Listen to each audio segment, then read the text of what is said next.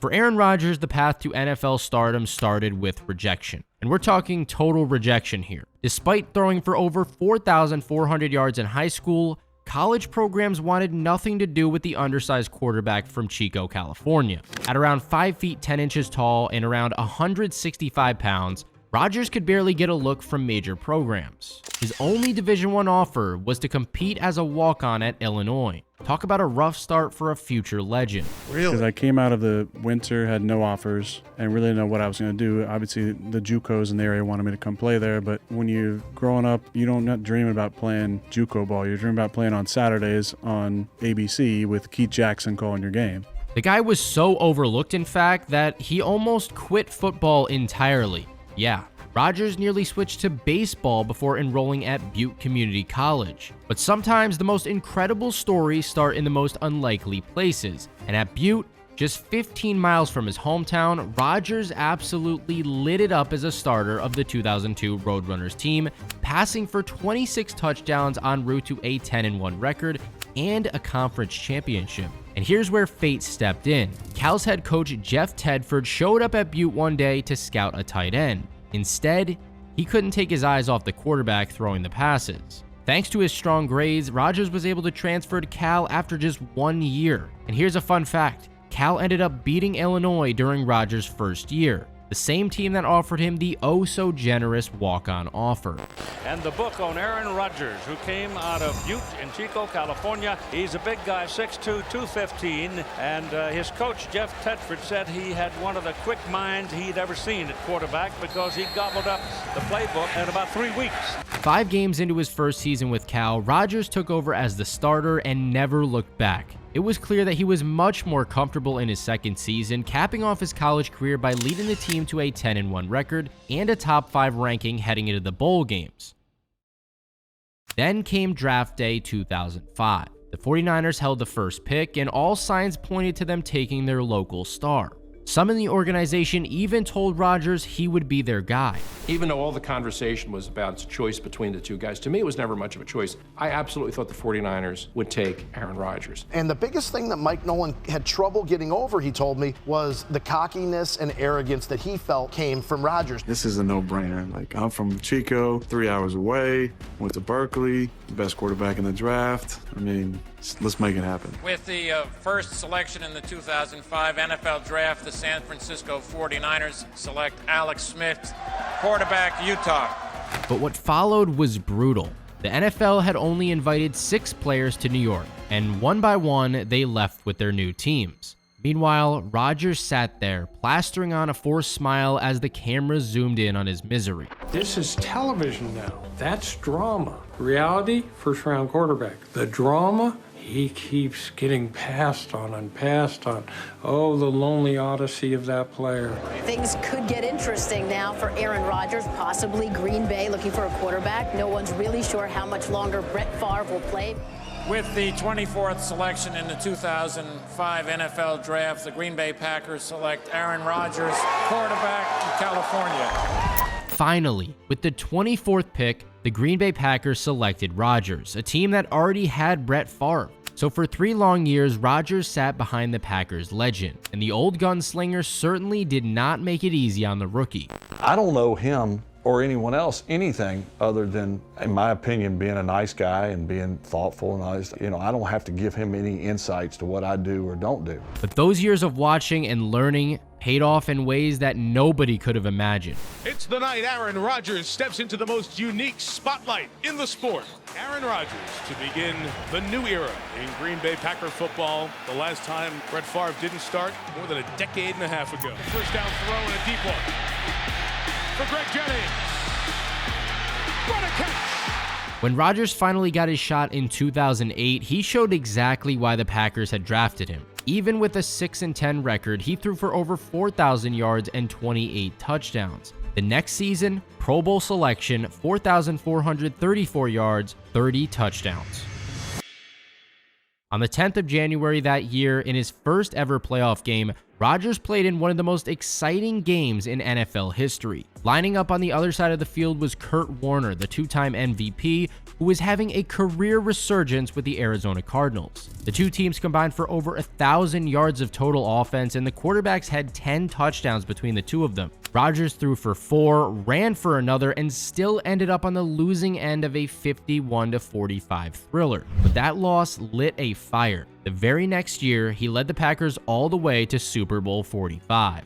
As if you needed another reminder, the matchup for Super Bowl 45. The Steelers and Packers down to the field. This was the game that showcased everything that made Rodgers so special. Facing the league's top-ranked defense, he carved up the Steelers' secondary. Wasn't perfect, he was sacked 3 times and couldn't always find his rhythm, but when it mattered the most, his passes were about as precise as they could possibly be. He started with a perfect 29-yard touchdown dot to Jordy Nelson. He then followed that up with 2 more touchdown passes to Greg Jennings, including one that put Green Bay up for good early in the 4th. The Steelers tried to mount a late comeback, but Rodgers looked calm, converting key 3rd downs to run out the clock. Snap to Rodgers. Jackson stays in the block. Rodgers throws the middle. Oh, my Lord. Greg Jennings had a beautiful spiral over the middle.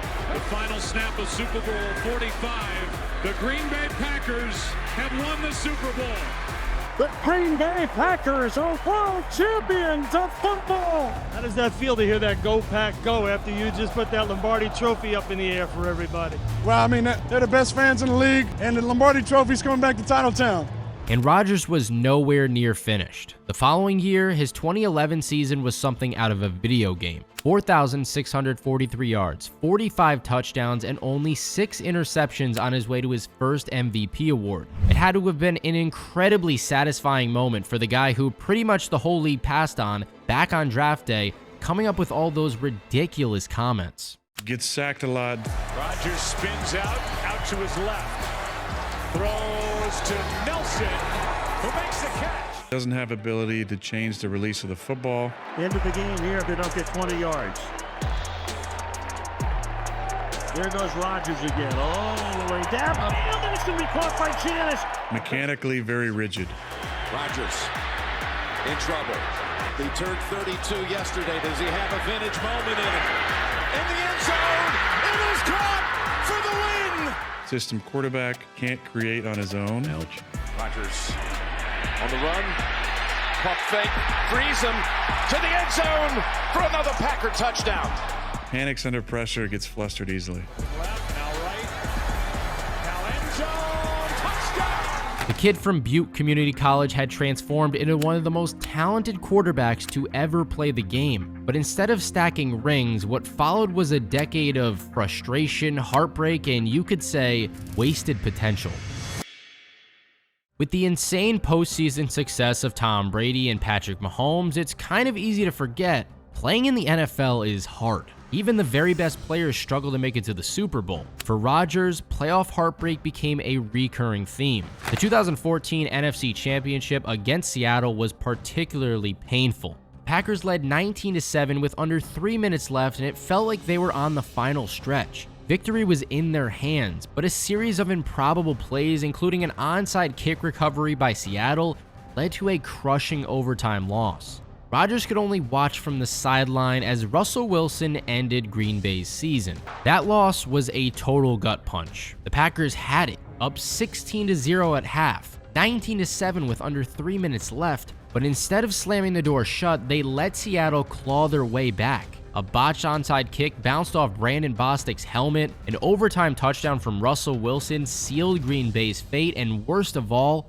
Rodgers couldn't do a thing about it. That game defined an era of Rodgers' career. MVP-level seasons followed by playoff collapses. The 2015 season ended in an overtime loss to Arizona. In 2016, Atlanta ran them out of the NFC Championship. Year after year, Rodgers put up video game numbers only to watch the season unravel in January. And the longer it happened, the more the narrative shifted. Could he win another ring, or was he just a regular season superstar? Over time, the relationship between Rodgers and head coach Mike McCarthy grew stale. Their partnership brought a Super Bowl and countless wins, but the offense began to look predictable. McCarthy's play calling drew criticism and the tension mounted. After a 4-7-1 start in 2018, the Packers finally made a change, firing McCarthy mid-season.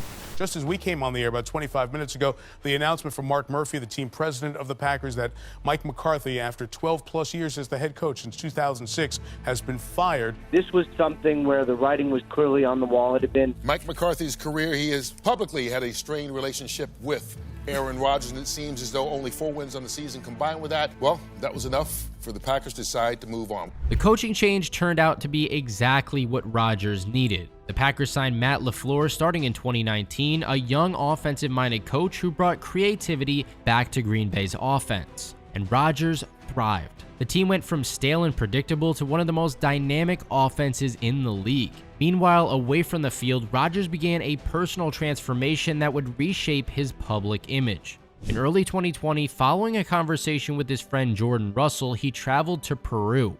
It was there that he experienced ayahuasca, a traditional psychedelic brew in a shamanic ceremony. Aaron Rodgers got emotional while opening up about his experience using psychedelics on an episode of the Aubrey Marcus podcast released Wednesday. You're loving football, though, since ayahuasca. Why? New mindset, new vision on things, new look at things? Well, how come? I live between two worlds of the extroverted 1, 2, 3, dominate! and an introverted lover of silence. The quarterback later described feeling 100 different hands on his body with blessings of love and forgiveness from what he believed were his ancestors. The psychedelic experiences revealed a different side of Rodgers, affecting everything from his leadership style to his public persona.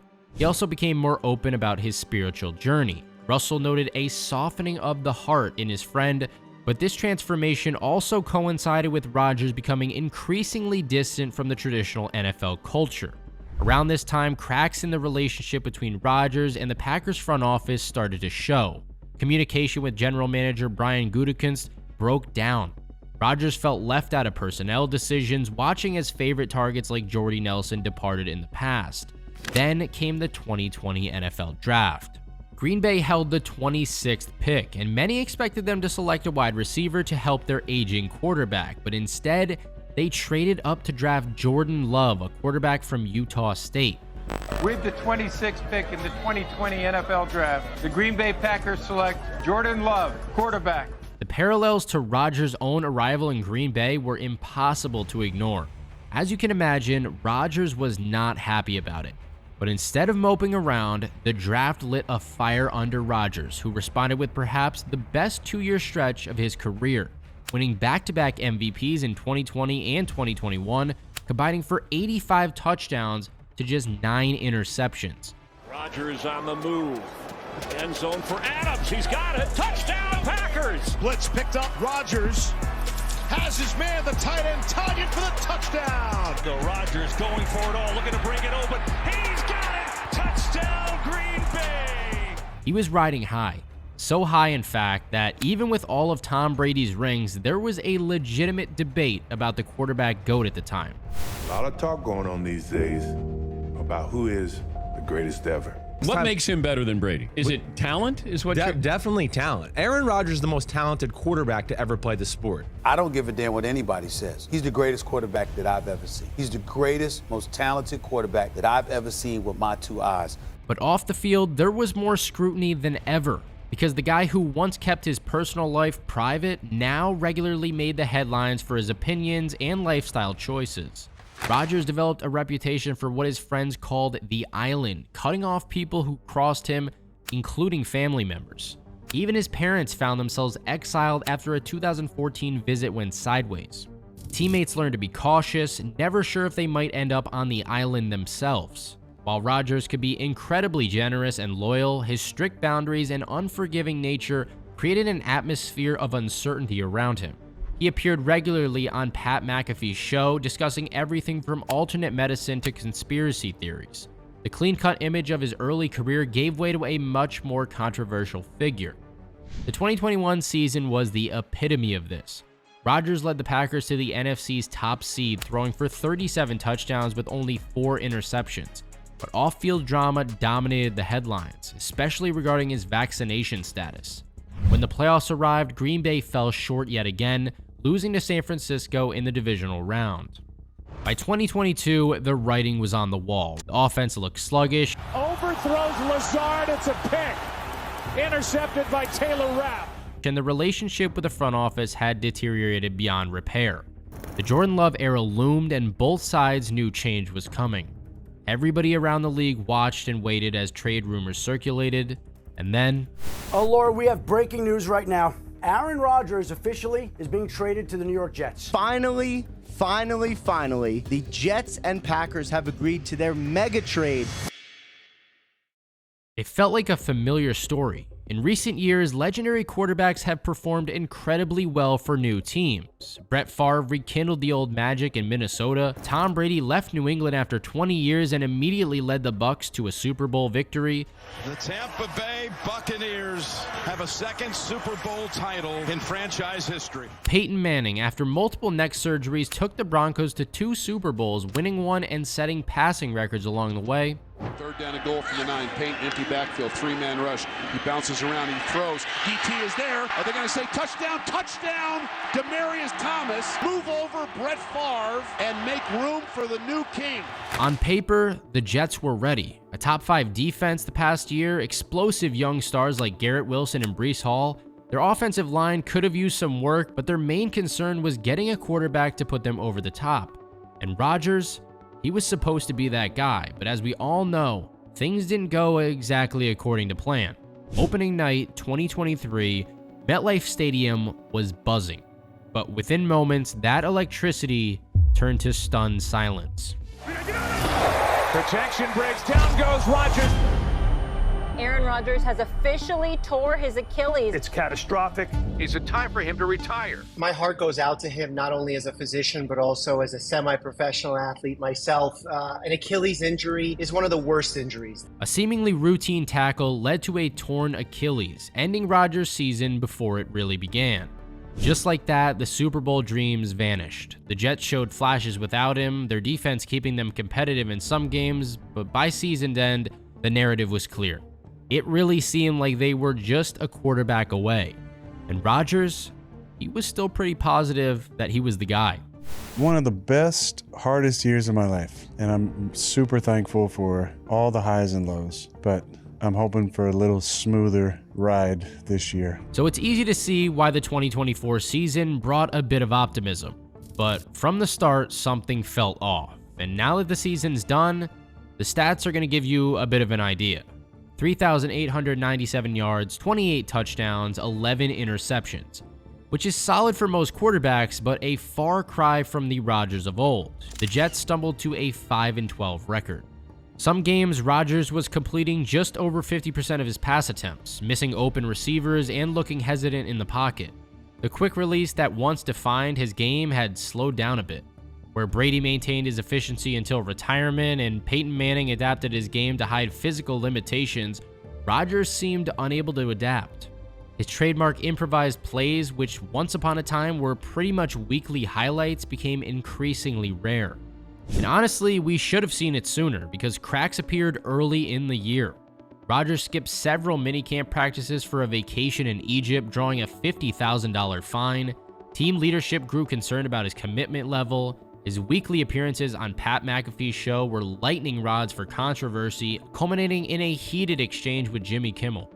Quarterback Aaron Rodgers has been sacked. Just one day after his non-apology to Jimmy Kimmel, Rodgers has been given the boot from Pat McAfee's popular ESPN show. And the losses piled up. Rodgers started to look like a guy who just didn't care anymore. There was no fire, no urgency. Wasn't challenging teammates on the sidelines like he used to. Don't get me wrong, he wasn't terrible. You gotta realize the guy was still performing, but to a certain extent, he looked done. And as a result, the relationship between Rodgers and the organization deteriorated rapidly. Team officials attempted to rein in his media appearances, presenting him with conditions for staying on the team in 2025. Among them, no more outside media engagements, including his paid spots on McAfee's show. The power struggles that plagued his final years in Green Bay had caught up to him in New York. By the end of the year, both sides recognized the experiment had failed, and the Jets have recently announced that they're going to move on from Aaron Rodgers being their starting quarterback. We've got breaking news into First Take, and it is officially official. The Jets are moving on from Aaron Rodgers. Reports came out about a meeting that happened, and basically they left that meeting with the understanding they would not be running it back with Aaron Rodgers and the New York Jets. Well, listen, I think we got a situation here where you got a new general manager, a new head coach, and when new general managers and new head coaches come in, they typically like to make changes and bring in their own people. Everybody in Jet country knew when Aaron Rodgers was coming is going to go either one of two ways. There would be a ribbon cutting for a new Jets world.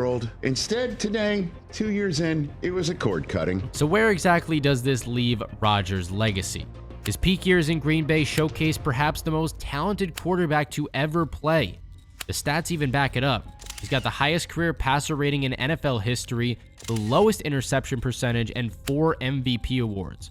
Simply put, his arm talent, accuracy, and ability to extend plays were out of this world. But the Jets chapter adds a complicated footnote to that legacy. The talent that made him unstoppable in Green Bay couldn't overcome age, injury, and off-field distractions in New York.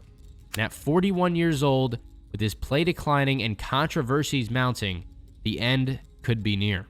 Aaron needs a third act. You do not want to be remembered. Favre had success in Minnesota. Peyton Manning wins a Super Bowl in Denver. Tom wins ones in Tampa. You're known as a quarterback that leaves Green Bay, and the Packers the next year are better without you, and you bomb in New York and become kind of a zany conspiracy theorist. That is not what you want to be remembered as. Rodgers had all the talent in the world, but did he waste it? Did he let the ego and distractions get in the way of more championships?